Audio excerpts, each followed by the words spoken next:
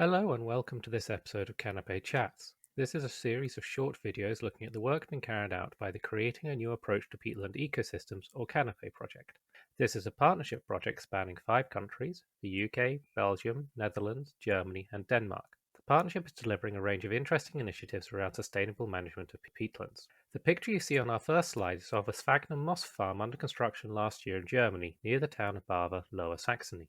Sphagnum farming is emerging as one of the alternative uses of peatland to avoid the greenhouse gas emissions associated with draining them for agriculture, which is done for more traditional forms of agriculture such as cropping and use as a pasture. On today's chat, we will talk about what sphagnum moss is, how you farm it, what you can do with it, and then we will wrap up with a review into the climate benefits of this type of farming. I'm Harry Mach, the project manager based at the Broads Authority, and I'm joined today by Jasper van Belle and Jens-uwe Holtuis. Would both of you like to introduce yourselves? Hello, my name is Jasper van Belle. I'm a lecturer and researcher at Van Hal Larenstein University of Applied Sciences in the north of the Netherlands. And within the CANAPE project, we have our own project on lake ecosystems, and aside from that, we advise the other partners on greenhouse gas related matters. My name is Jens-uwe Holtuis from Stiftung Naturschutz im Landkreis Diepholz. That means the Foundation for Nature Conservation in Diepholz district. And I'm working in the CANAPE project as a project manager for the Sphagnum farm Barver, which is located in Lower Saxony and district Diepholz. And we are trying to install Paludiculture and demonstrate farmers from this future technology. Today we're talking about moss farming, which is a form of paludiculture Jens just alluded to. On the slide now we have a picture of some moss. So Jens, can you just quickly explain what we're looking at here? Why are we looking at a picture of moss? We are looking on mosses, which are the specific vegetation of intact peatlands. Intact peatlands are carbon sinks and have a high value for biodiversity and ecosystems. And most of the peatlands in Central Europe are used as agricultural areas, and so it sounds a little funny that moss and farming are going together. But there's a new concept from the Greifswald Moor Zentrum, which is called Paludiculture, and this means wet agriculture of peatlands. This means farming on peatlands with water levels near to the surface. And this stops the detrimental soil subsidence we often encompass in Middle Europe, and the emissions of greenhouse gases will come to near zero. And this concept allows, in contrast to pure concepts of restoration, it allows still agriculture use of the peatlands, and so farmers the opportunity to get money when they work on this. And Jasper, from kind of the scientific point of view, what's the difference between the moss we have on the screen now and the moss that is slowly colonizing my garden?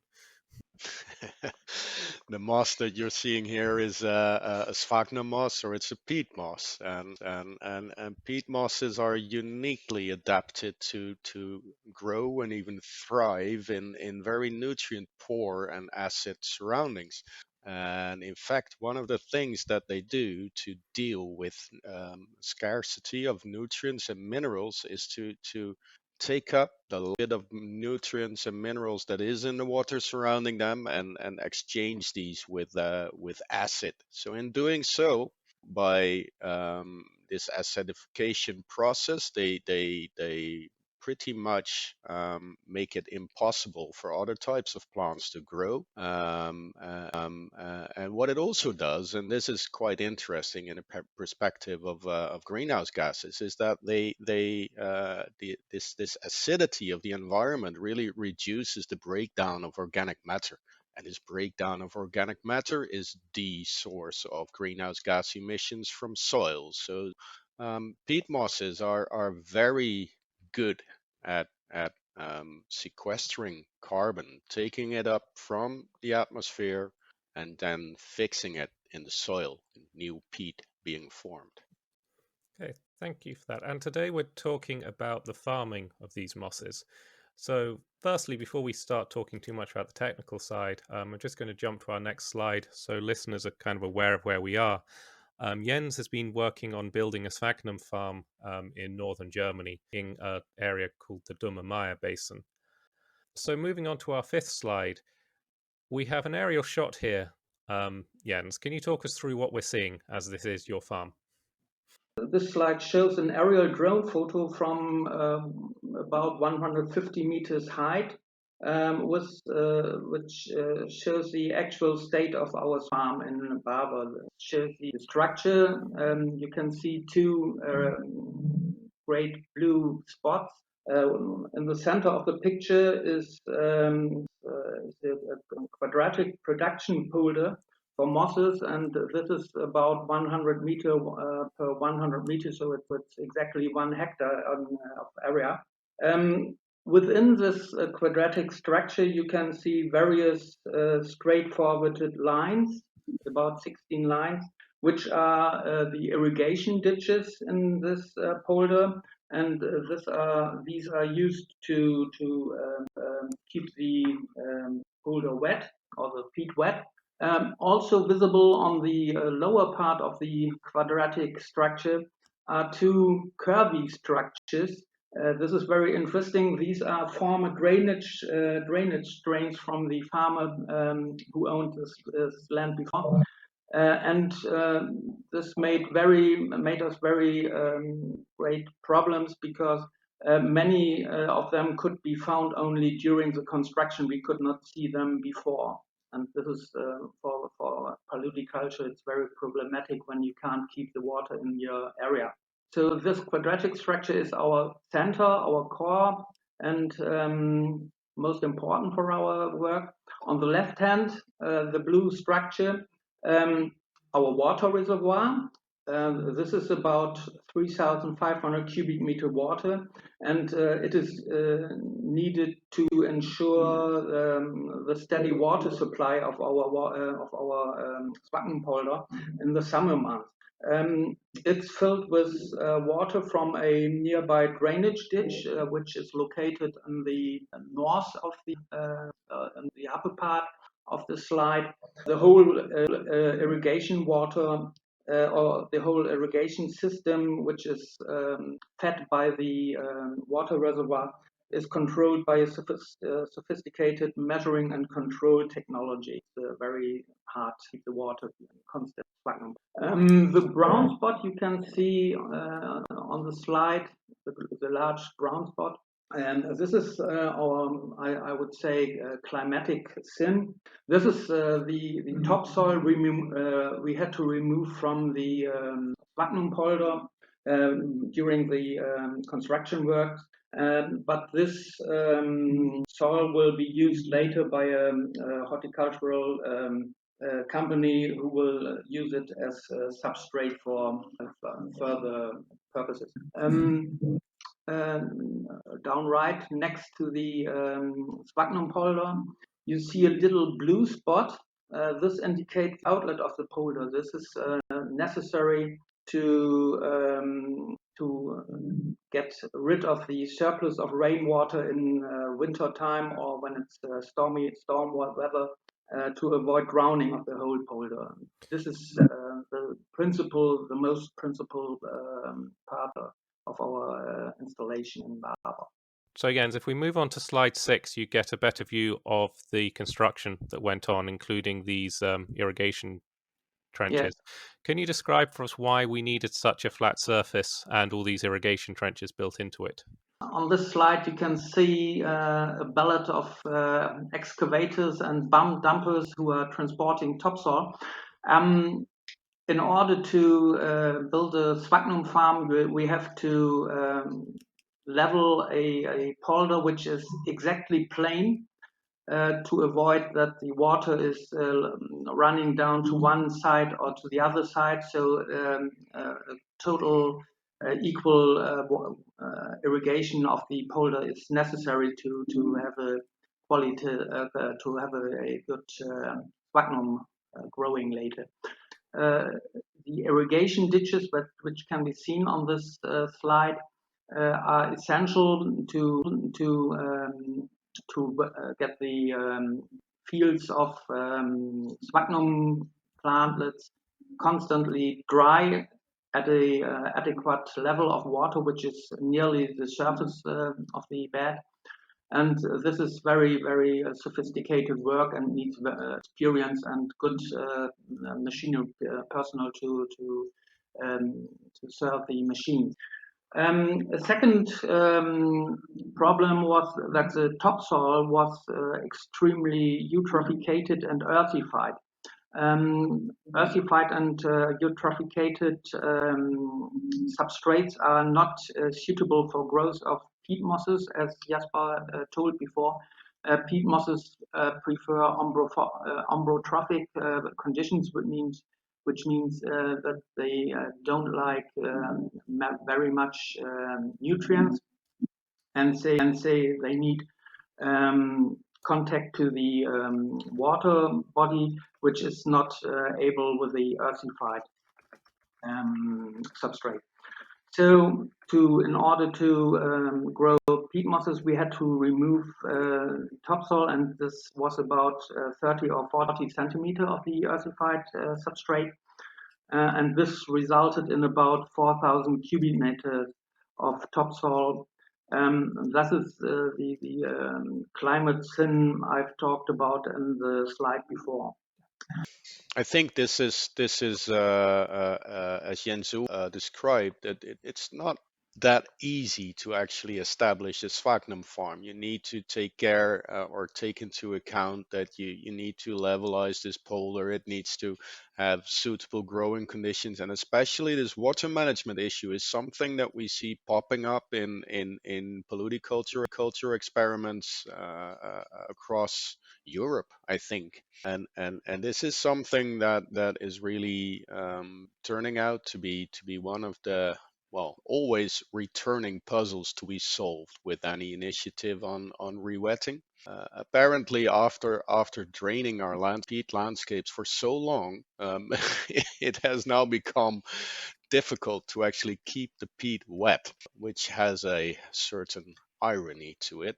And if you look at all these preparations that are taking place here, of course, if you take into account or that all this is being done in an attempt to trial something, a type of farming that results in reduced greenhouse gas emissions, and just this picture with all these diesel consuming monster machines there, it shows you that the construction phase of such a pilot site inevitably also consumes quite a bit of diesel or other fuels, and of course that leads to greenhouse gas emissions, as we'll see. We'll return to this at the end, but I think that's the most striking feature here, and of course you also need to account for removing the topsoil. So I think then we'll move on to our next slide, where we can start talking about why we're going to all this effort. So you've got three pictures here which kind of illustrate the classical image of why people want to undertake sphagnum farming. So you've got on your left a picture of a nearly natural bog, actually not too far from Barver Moor. On the next picture across, you've got but literally taken 180 degrees from that first picture, which is the process of extracting peat from that landscape. And then on the far right, you have what this becomes. So this is in my local supermarket. As you can see, great prices for what is labeled here as multi-purpose compost, but is in effect, in reality, actually just peat dug out of this bog, with a huge climate impact, estimated about 200 kilograms of CO2 per cubic meter of product, which is roughly the equivalent of flying from London in the UK to Valencia in Spain. But that's not the only product I can make. So if we jump to our next slide, Jens, do you want to talk through kind of what the range of products you're looking at that could be made from this crop you're producing? Yes, I can try to show you the products which are possible or thinkable Most people do not know the potential of peat mosses. They think peat mosses, what can I do with it? And the first idea people have is, okay, sphagnum mosses are the first step of building peat, and peat is essential part of substrates. So why don't we use sphagnum mosses as substrate or to produce horticultural substrates? The problem is the peat, which comes from natural resources, is too cheap for economical use. So sphagnum mosses are only at the moment. At the moment, I have to say so. Sphagnum mosses are economical viable only for special substrates. And one example is shown here in the slide on the left hand. It's orchids. In this use, you can earn about more than 600 euros per cubic meter, and that's interesting for farmers to produce sphagnum. Another very high-priced use is seed material for restoration purposes. Most in Germany, there are large devastated areas by the peat mining industry, which are bare peat, and to speed up the restoration of these bare peat cut over countries, cut over areas. It can be used sphagnum mosses, which are spread there and which speed up the restoration of the sites. And if we are lucky, the sites will develop to living bogs. We had some holidays before, and this is the third picture on the upper row. During Easter, you can get some ornamental or decorative sphagnum products to decorate your house. And very interesting, or a very large market is also moss for terraria. When you have some snakes or something or some insects in your terrarium, they lie because they keep up the humidity in the surrounding of sphagnum. The latter one, this moss for terraria, is mostly many of them are coming from New Zealand or from Chile, and in Chile it's very they are destroying vast areas of peatlands to harvest sphagnum mosses to help destroy them. Other possibilities to use peat is down, seen in the row down. Sphagnum mosses have a large surface which is able to absorb chemicals, and this is used by the products shown below. You can use sphagnum mosses in water purification. This is here you can see a product of the Puriflow company, or which is also very interesting. Sphagnum mosses can absorb chemicals, and it's very interesting. For oil spills in marine, conventional clean up of chemicals is with particles which bind the oil and sink down to the bottom of the lake or to the bottom of the river, so they are lost. Sphagnum mosses can bind the oil spill or chemicals, and they stay on the surface of the water where they can be collected, and so the water body is freed of the contaminant. And on the other side, or additional, the sphagnum mosses can be composted, and so there's no problem of environmental pollution. On the right hand of the lower row, you can see the sanitary use of sphagnum. A sanitary towel made of mosses, a photo from 1900, which is used in Europe. Same product is now still in use in Southern America, so it's not very new technique or unusual. And on the right hand, you see a toilet with peat moss litter, which was constructed here in Germany and can be seen. I think this is not a model for the future. A model for the future economics of sphagnum farming or sphagnum products is seen on the row above the right picture.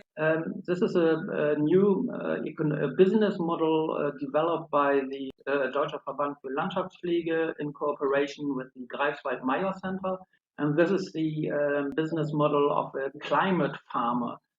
This means that farmers who re-wet their country or re-wet their areas and produce sphagnum or typha or something like that, which is growing on very wet peatlands, should be or should get subsidies by EU for their efforts to save our climate, to lower the greenhouse gas emissions of the area.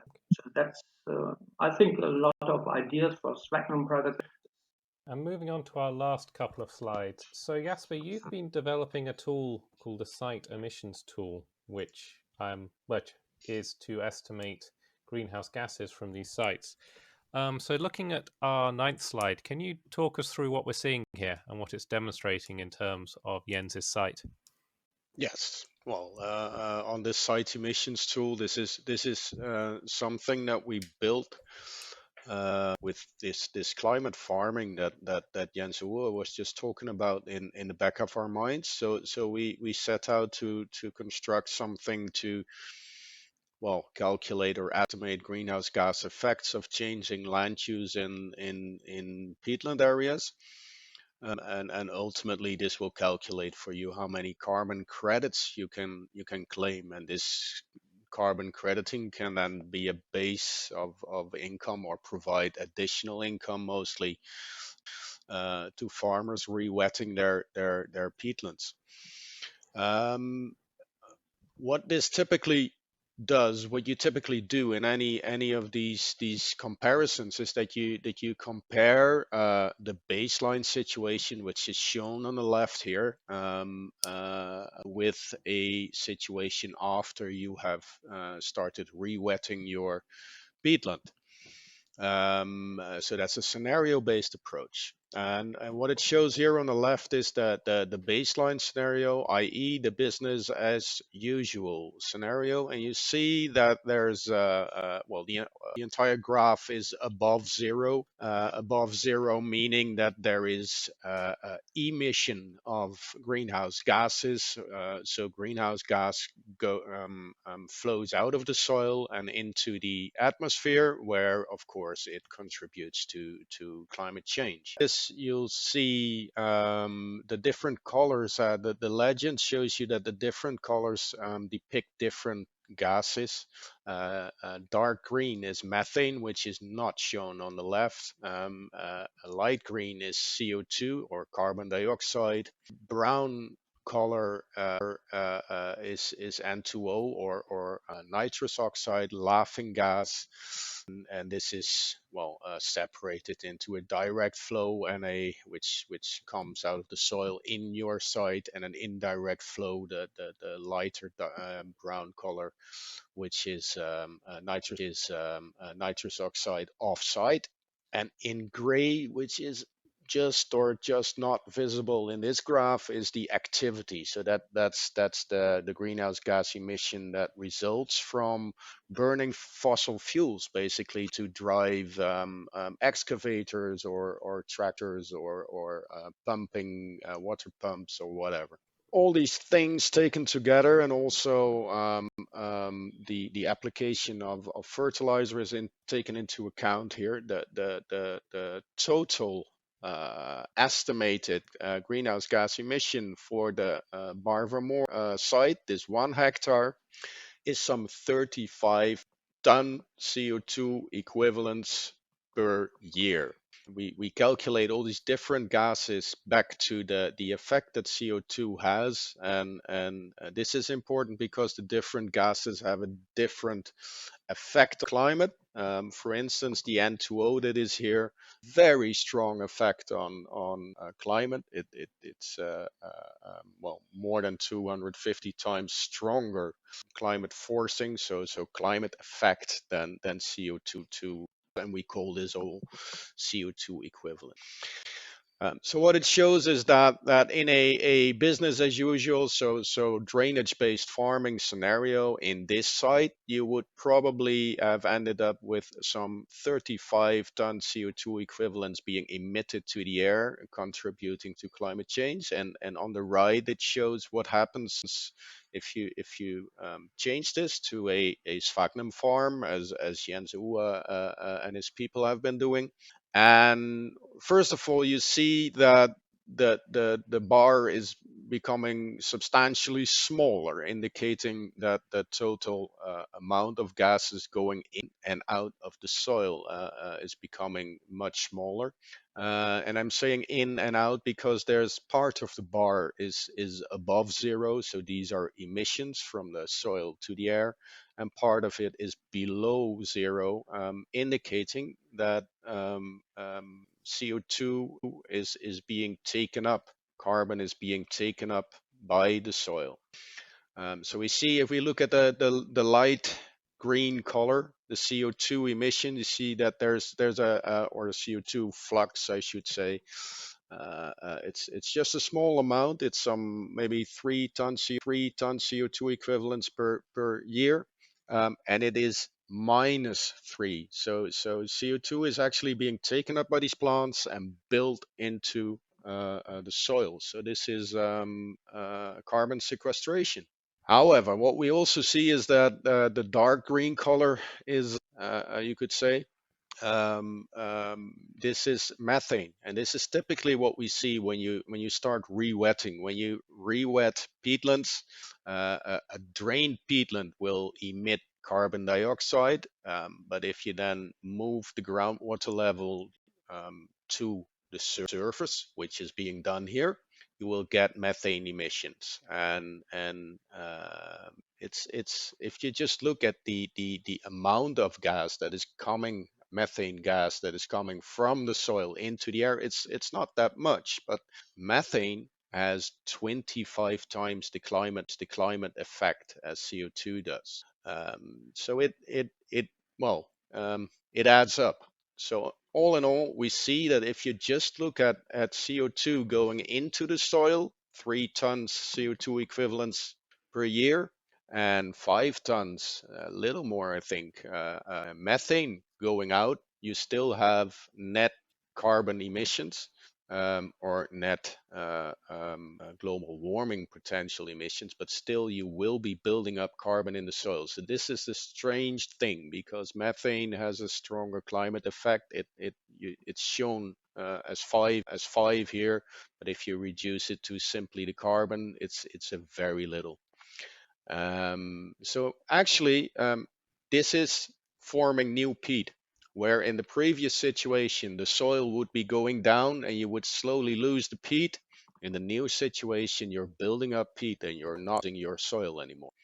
The other thing that we see is that the nitrous oxide fluxes, so the brown stuff and the gray stuff from the burning fossil fuels for pumps in this case, is still there. And there's a new color here, which is the blue.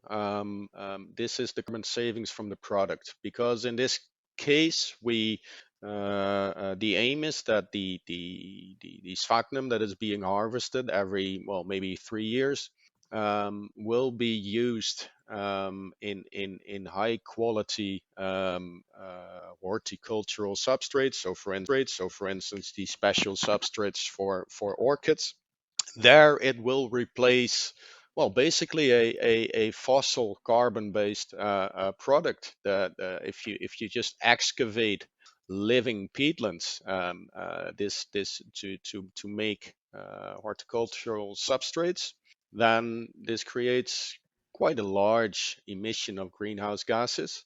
So if you can then farm this product and have it in a sustainable, renewable way, you can replace this fossil product, and you can count this as a carbon saving.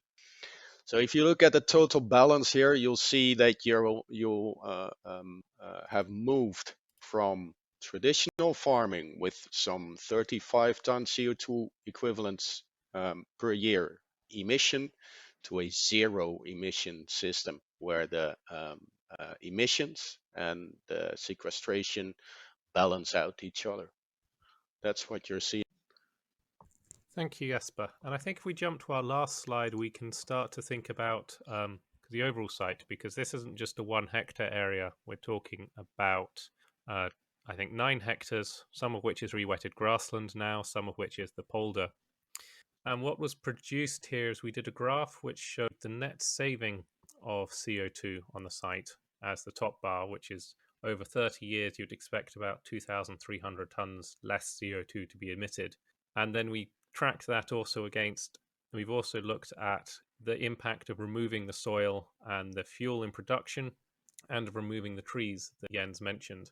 Do you want to come in here and just sort of talk about why this is an important set of figures to consider, as well as just the 2 different scenarios? Well, of course, if you do a project like this, the aim is, even though it's a pilot, so it's still testing these new ideas, and so we're maybe willing to accept that it will cost us some extra carbon emissions, but still you do want to take into account all that you're doing to create this situation. So as we've seen in one of the previous sites, the balance of the ballet of the excavators, we've seen that there was all this large machinery at work and tons of topsoil being scraped off and well, exported to somewhere else. Plants were removed. All this stuff that you're removing, the topsoil and the plants, it's organic material. So if you remove it, it will ultimately break down and go into the air as CO2, adding to the greenhouse gas effect. So what is being done here is this picture provides the overall view for a duration of 30 years. You don't do a project like this for just the next 5 years. You should do it for a long term. And so this is a calculation of the total reductions in emissions from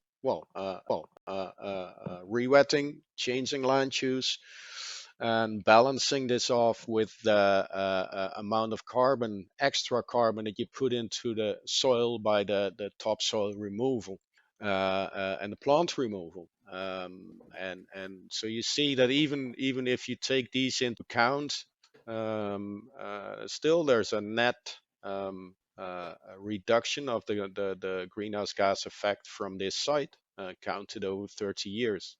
And interestingly, it slightly depends on the site where you are and the type of, well, wet crop that you try to grow. But in several studies, we see that these initial costs, both in terms of money, because diggers cost money, but also in terms of greenhouse gases, these initial costs tend to go down as you increase the size of your Paludiculture field.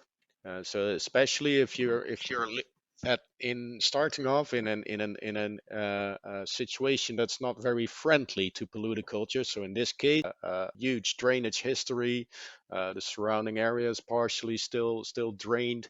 That will increase the amount of effort that you have to put in when setting up such a farm.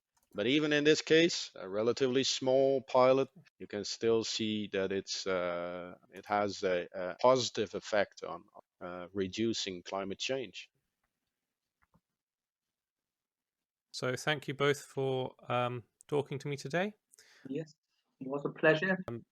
If you would like more information about the CANAPE project, please visit www.northsearegion.eu/CANAPE.